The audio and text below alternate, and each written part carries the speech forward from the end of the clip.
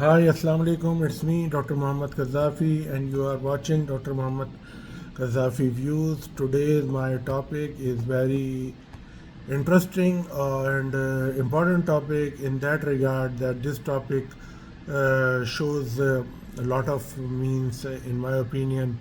There is a lot of interest from a lot of neurosurgeons. So, and the topic is that the spinal intradural extramedullary mass. And I want to present one case as an analogy, and then we are discussing the topic in the later. So, a 55-year-old male presented with the lower thoracic, upper lumbar back pain, and the sense of heaviness and weakness in the lower extremity is greater on the left than the right without symptom of bowel or bladder dysfunction. Past medical history was otherwise it was unremarkable, and on examination, no tenderness to palpation or muscle spasm of the thoracolumbar spine. Upper extremity examination was normal. Lower extremity examination, especially is in power, the grade 4/5 weakness in the left leg and 5/5 on the right side.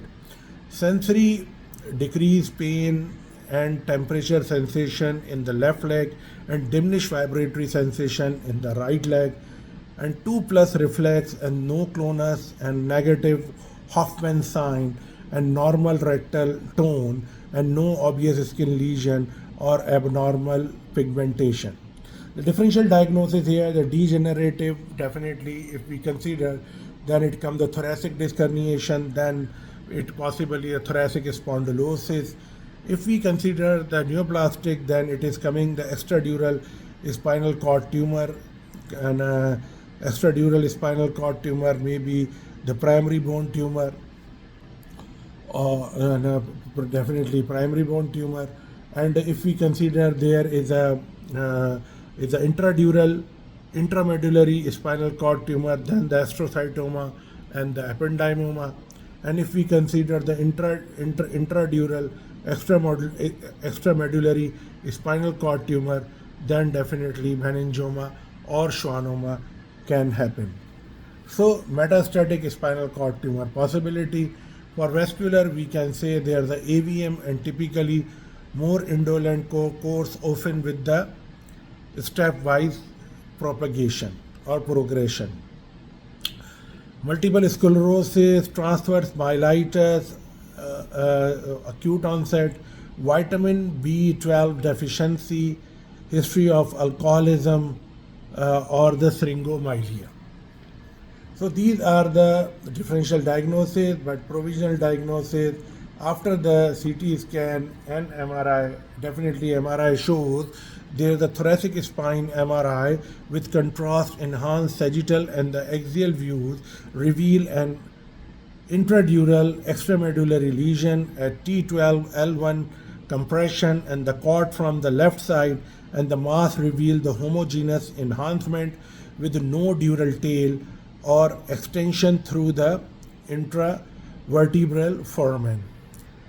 Differential comes in my definitely when you see the this, definitely differentials are coming. They are the schwannoma. Definitely it is the intradural extramedullary tumor as a general provisional diagnosis. But in these provisional diagnoses, there is some differential diagnosis on radiological evidence. They could be schwannoma, could be neurofibroma, or very less likely meningioma, because there was a no dural tail and or no sign of intramedullary tumor. So here, if you see this, then you can appreciate my provisional diagnosis, definitely intradural extramedullary tumor, but the provisional diagnosis for the maybe the neurofibroma, maybe the schwannoma, less likely meningioma, and not very much, and very less likely then it is the intramedullary tumor. So most probably there's a schwannoma or neurofibroma. And then I did we did we can say there is a lab investigation for this: CBC, PT, APTT, INR, LFT, and KET electrolytes, ESR, CRP, imaging such as the CT thoracolumbar spine for the bony anatomy detail and the preoperative planning. Then X-ray thoracic lumbar spine with the dynamic flexion and extension view to evaluate the preoperative stability of the thoracolumbar junction here.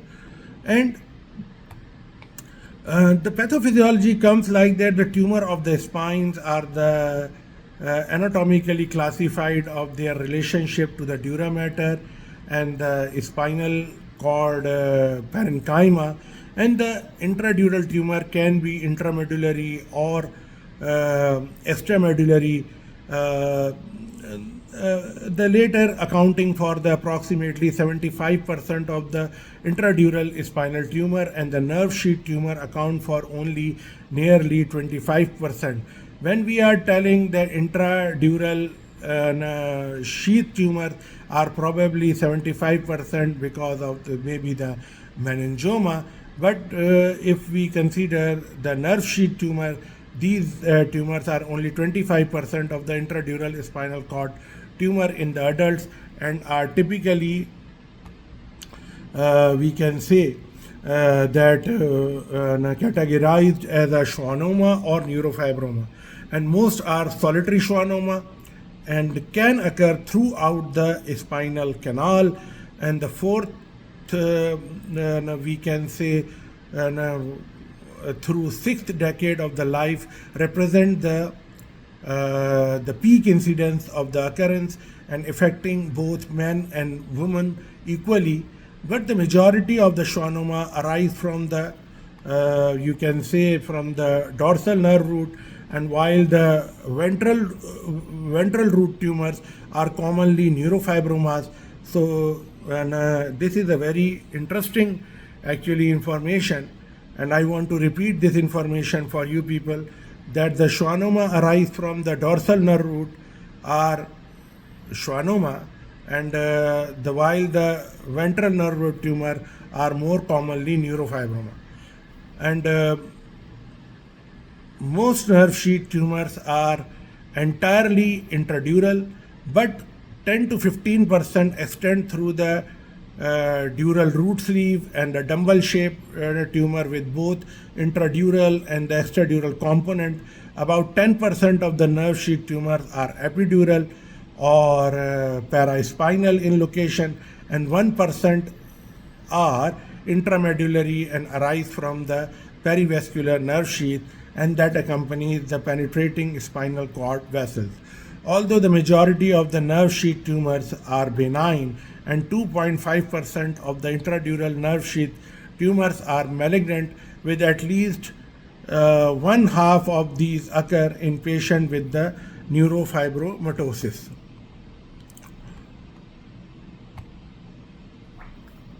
Treatment options, the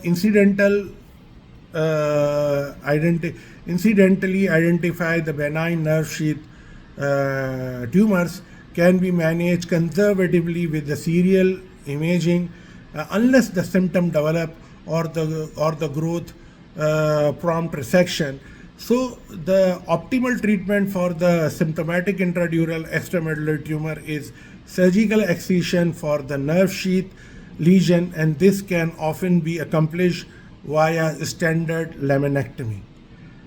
The recurrences are rare when gross total removal has been achieved, and the most nerve sheath tumors are dorsal or dorsolateral to the spinal cord and well visualized with the midline opening of the dura mater. But the ventral located tumor may require the facetectomy, transthoracic, or we can say the far lateral approaches required, and may require the stabilization after the surgery or during the surgery.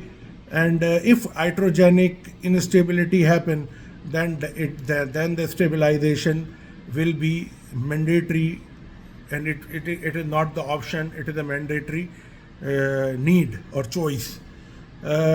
Surgical technique here for typical schwannoma, the patient is position prone and neuromonitoring is applied, consisting of the somatosensory evoke potential and motor evoke potential, and the electromyogram and the fluoroscopy is utilized for incision and the localization.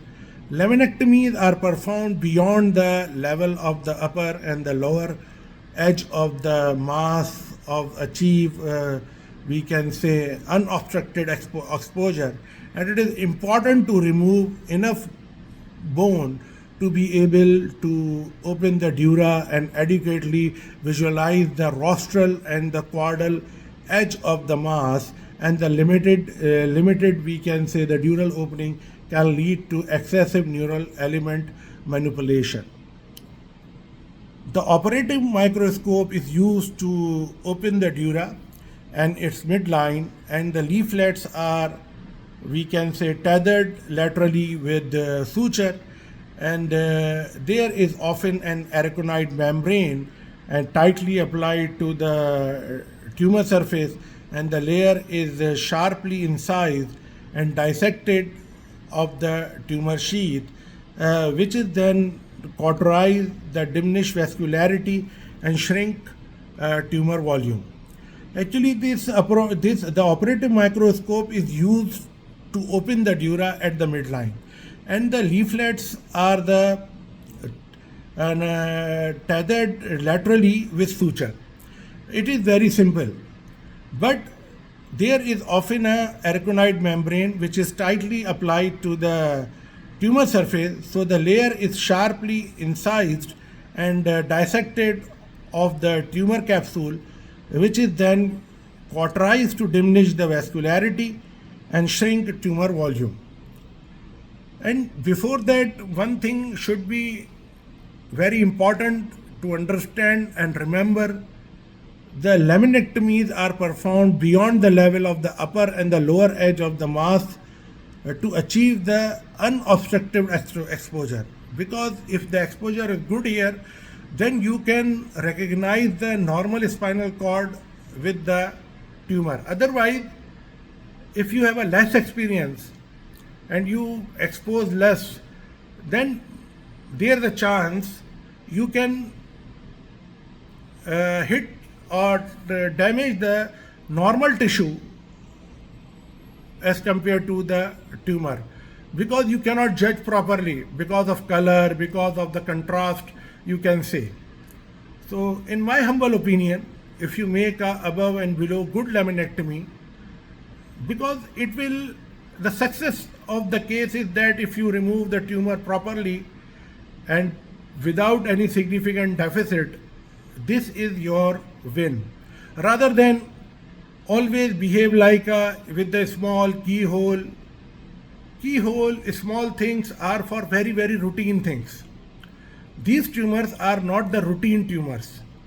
These tumors, even though in a very busy department, you can find very less, except the country India, where the whole country's tumors are coming with the one renowned doctor, and because the trust deficit for the peripheral doctors. So the country like India accept that. If you see, you will not find anywhere in the world, because for example, any neurosurgeon in India, and if he did the 900 pituitary excision, why? Definitely he is good, but definitely there are not, at that time when he did 900, so at that time not too much center available in India everywhere, so the people were referred from different areas, and he had a good chance that he was lucky in that regard, he did that. But frankly, if you see all over the world, the ratio is not like that. If the ratio normal like that, then definitely it will be definitely some similarity between the practice of India and other countries. So I just want to mention here that if you have facility of application of the somatosensory evoked potential, motor evoked potential, EMG, then you should apply this. I'm not telling it is always help you to avoid the injury, because the surgery sometime happen and the nervous tissue is very much unforgiving, especially in the spinal cord. But at least it is helpful in the litigation, to avoid the litigation where you are working and where the litigation is very hard or very tough to understand or cope. I want to show you this picture from the book because it is very good picture in this book, and you can see here how the dura has been opened, and you can see the shiny thing. So this is the way to open the dura and identify the tumor. And one more photo from the same book I want to show you because it is very important to understand. Here you can appreciate there is a very good, this is a very good picture to understand, and here you can see there it is separating the tumor from the spinal cord, and because it is a schwannoma, so you can appreciate very well. And this is the thing of the, as I told you, if you do the wide laminectomy and the long laminectomy level above and below, to judge the or make a or see the contrast between the tumor and the normal tissue, especially if you are less experienced. If you are more experienced, then no problem, you can go ahead. But even though the more experienced people don't want to take any chances, especially these kind of cases. So it was, I just want to explain you because this tumor I did multiple times, and I always did in the same manner I explained you, and I did, definitely I did mistakes, and but in disc herniation may I make mistake, but in that tumor surgery, and because of the help of Allah, I did not make mistake till now, and I am hoping I won't make mistake because I am using that principle, one level above, one level below. I'm not telling I did many kind of surgery. I did few surgeries like this, and one surgery I remember I did a 9-year-old boy, which is a 9 centimeter ependymoma in craniovertebral junction with my colleague. We were the same consultant. He was consultant. I am consultant. He is consultant, and I worked with him, and he worked with me, and we did this surgery. And thank God we did well. Unfortunately, I don't have the photos. I can, maybe it is in my Facebook, but okay, whatever. So the tumor removal require identification and division of the proximal and distal nerve root attachment, and there is often immediately apparent with the large tumor. Stimulate to determine if the root can be sacrificed, and the internal decompression with the laser or the ultrasonic aspirator can be used in such cases. Ventrally located tumor may be adherent to the anterior spinal artery, and sacrifice of the nerve rootlet of origin may be required, and it is often possible to preserve the corresponding intradural nerve root as the fenestrated araconite sheath allows anatomic separation of the dorsal and the ventral nerve root just distal to the dorsal root ganglion. Because the tumor removal require identification is very important, and the division of the proximal and distal nerve root attachment, it is also very important. Here is a very important thing, you can injure the normal tissue. So if you can identify this, then you can avoid. And this is often immediately apparent with the large tumor. And stimulate to the determine if the root can be sacrificed. If you want to sacrifice the nerve, especially in the thoracic area, and you are thinking you can sacrifice it, then you have to stimulate it and then check where it is and how much it is involved. But in lumbar nerve, I think it is too tough to manage, and the internal decompression with the laser or ultrasonic aspirator can be used in such cases. Actually, only one case I used the ultrasonic aspirator. Otherwise, one time I sacrificed the nerve because it was the T8.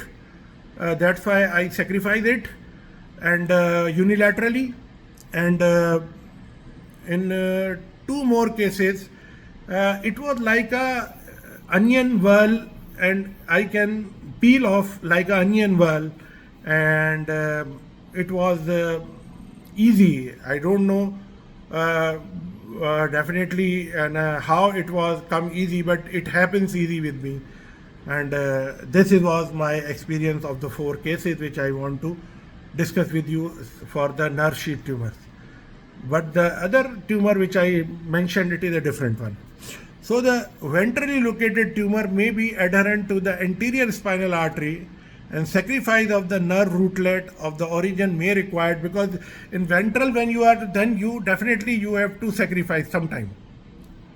And in my case, when I sacrifice the nerve root, I have to sacrifice because of that reason, because I want to secure the anterior spinal artery and I don't want to peel off, and I don't want to make a stretch or the artery can injured, or then definitely it will become a more disastrous. So sometime for the bigger benefit you have to sacrifice small things. I cannot say small, but I can say lesser as compared to the greater. So it is often possible to preserve the corresponding intradural nerve root as a fenestrated, we can say aragonite sheath allows the anatomic separation of the dorsal and the ventral nerve root just distal to the dorsal root ganglia. And once the tumor has been removed, hemostasis is obtained, and the and hemostasis we have to obtain is immediately, because unnecessary waiting, it will cause some problems. And watertight dural closure is performed, and the dural sealant is used to fortify the suture line, and multi-layer musculofacial closure is performed to the skin. Here few complication and avoidance and the management I want to, like a pulse, I want to discuss with you. You know, the meticulous hemostasis is a key in the spinal cord tumor surgery, particularly prior to the dural opening, and is epidural venous bleeding often increase after its opening due to the decrease in the mural pressure, and it is also critically important to minimize bleeding into the intradural space and to clear any such blood prior to the dural closure, and this will minimize post-operative meningiomas and arachidonitis. So the post-operative meningiomas and the arachidonitis, it is you can minimize with the help if you minimize bleeding into the intradural space. So that's why I remember I mentioned 3-4 times in this lecture that bleeding control is very, very important, especially in the spinal cord tumor surgery, because we think the blood spill, okay, we suck and then no problem. No, actually the blood products has some chemicals which may cause meningism and arachidonitis, and it is also painful, and sometimes it behaves little differently, and you not feel comfortable after doing the very tedious and very you can say heart giving surgery, when you are putting your heart over it. As a neurosurgeon we can understand. So inadequate bony removal, that limit dural opening, as I mentioned, and visualization of the rostral and the caudal aspect of the intradural mass may lead to unnecessary retraction and manipulation of the neural structure. Intraoperative ultrasonography may be used prior to the dural opening to confirm the adequate bony removal. It is a good, but you have to put how to put the probe. You have little experience over it, because it will help you. But if you know how to use, because otherwise popping over the spinal cord is not a good option. And the use of an ultrasonic aspirator is often essential during the microsurgical resection of the intradural nerve sheath tumor, and these instruments allow for resection of the tumor with minimal retraction on the spinal cord. Motor evoked potential are essential for monitoring during spinal cord surgery, because the muscles during motor evoked potential are reported in all or none, because it will show you the flexion means activity of muscle, or it will not show. So it is very, very important. But if the prior experience is very important. If you have no experience and you are using this, then you won't recognize what happened exactly. It happens with of our one of our team, that he used everything, but he didn't realize what happened, and then he injured the nerve, even though after using that. So this is a key point from my side, in my humble opinion. Preservation of the facet joint during exposure and the laminectomy reduce the incidence of the post-operative kyphosis and instability, particularly at junctional level of the spine. Osteoplastic laminoplasty may also reduce the incidence of the post-operative deformity in children and the young adult. So the preservation of the facet joint, especially in children, is very, very important. But preservation of the facet joint during exposure and laminectomy reduce the incidence of post-operative kyphosis and instability. But definitely, if you are unstable and if you cannot get the proper exposure, then don't worry about the stability. You just, because you have to take a consent for the stabilization. So don't worry for this thing, because there where I am telling for the lesser sacrifices give you the greater benefits. If you are doing a successful surgery and avoiding the injury of the nerve or nervous tissue or the spinal cord, then definitely you are giving a big gift as compared to you are giving a few less sutures. Few less sutures, no value. But the value is that if you can preserve the nervous tissue, I mean neurology. So this osteoplastic laminoplasty may also reduce the incidence of the post-operative deformity, especially in children and young adult or adolescent. Instrument fixation should be performed when facet joint disruption is required for the safe tumor resection, and this will prevent post-operative deformity development and the need for additional surgery. Here I want to just add few things. Actually, this extra medullary intradural spinal tumors can be radically resected with no mortality and minimal perioperative morbidity, and thorough perioperative planning and the meticulous microsurgical technique and early mobilization and rehabilitation are essential for good clinical outcome. CSF leak and pseudomeningocele formation could be prevented with meticulous dural closure and the fed graft for the obliteration of the dead space and 48-hour post-operative bed rest, and patients tend to completely recover their pre-operative neurological deficit even in the case of the long-standing pre-operative neurological deficit. Advanced age does not seem to preclude eligibility for the surgery. So this is regarding the um, regarding this. I just want to tell you about this nerve sheath tumors or the spinal nerve sheath tumors include schwannoma, neuroma, neurinoma, neuroleminomas, or neurofibroma. They are most frequent extradural, sorry, and extramedullary intradural spinal tumors.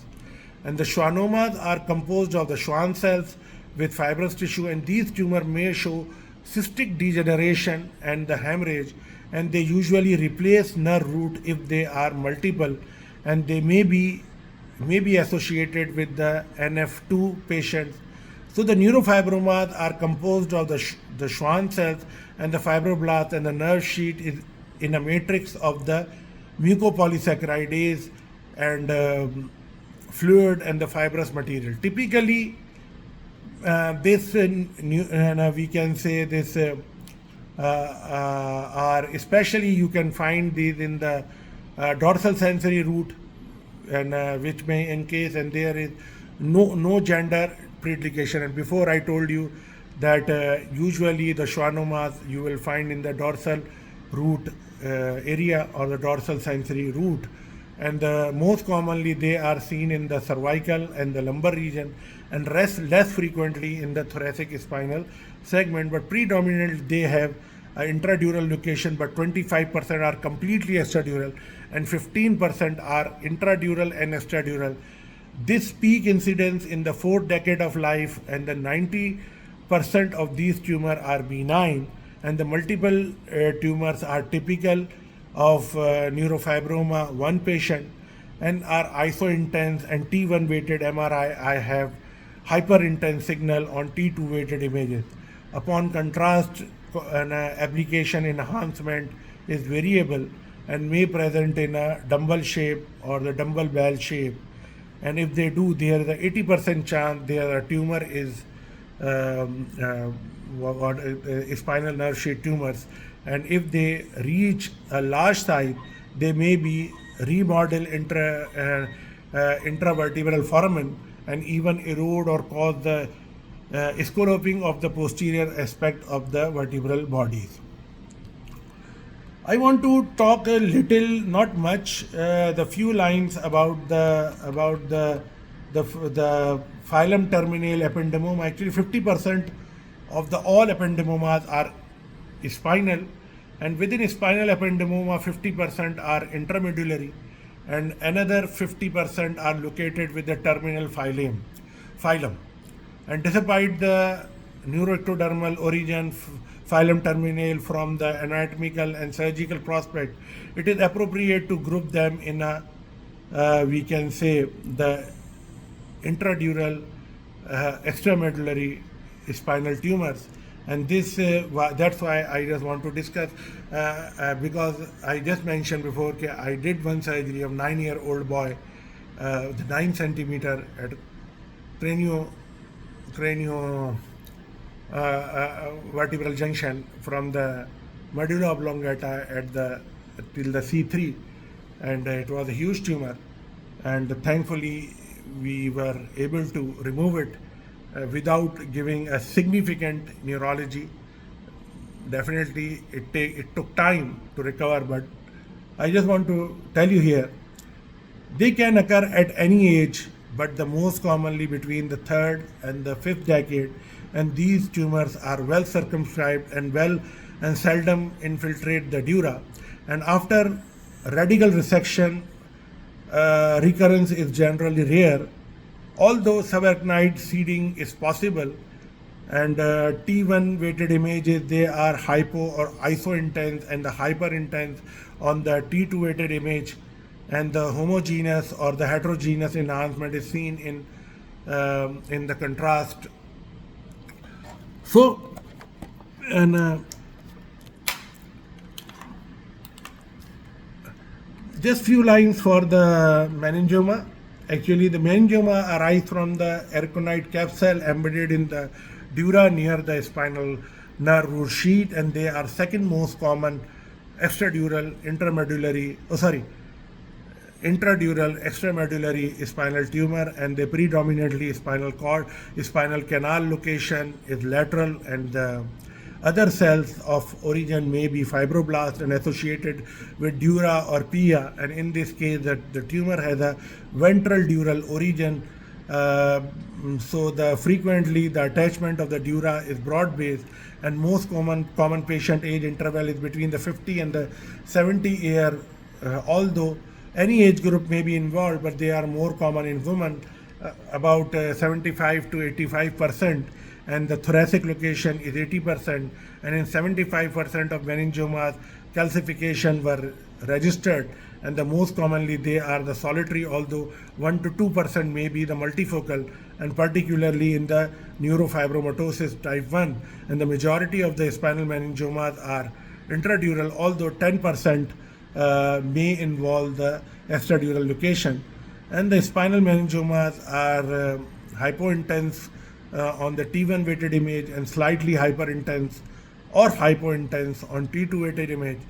Upon contrast application, they enhance vividly and frequently display a dural tail sign, and only 5% of the meningioma may present in a dumbbell shape, where you can misdiagnose preoperatively or on radiology for the schwannoma or neurofibroma. I think that's all for this. I tried to explain somehow the intradural extramedullary tumor in front of you. I hope you will like it. If you like, please subscribe and share and support us.